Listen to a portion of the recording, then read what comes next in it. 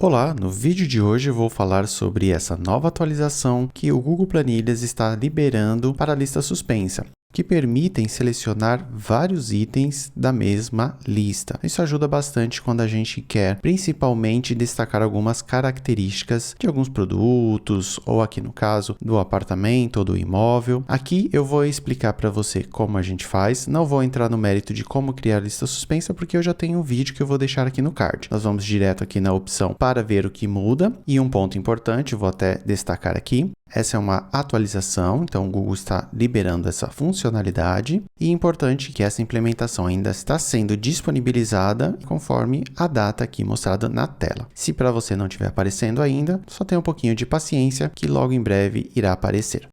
Vindo aqui, eu vou vir no botão editar e o que muda é aqui embaixo. Se você observar, eu tenho agora esse checkbox onde eu posso permitir a seleção de vários itens.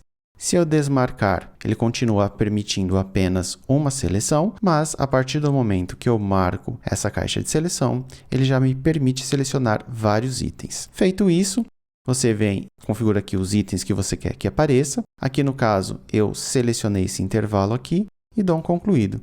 Pronto. A partir desse momento, os seus dados já aparecem aqui e você pode ir selecionando. Ele vai adicionando aqui e, se não couber na linha, ele vai fazendo a quebra de linha.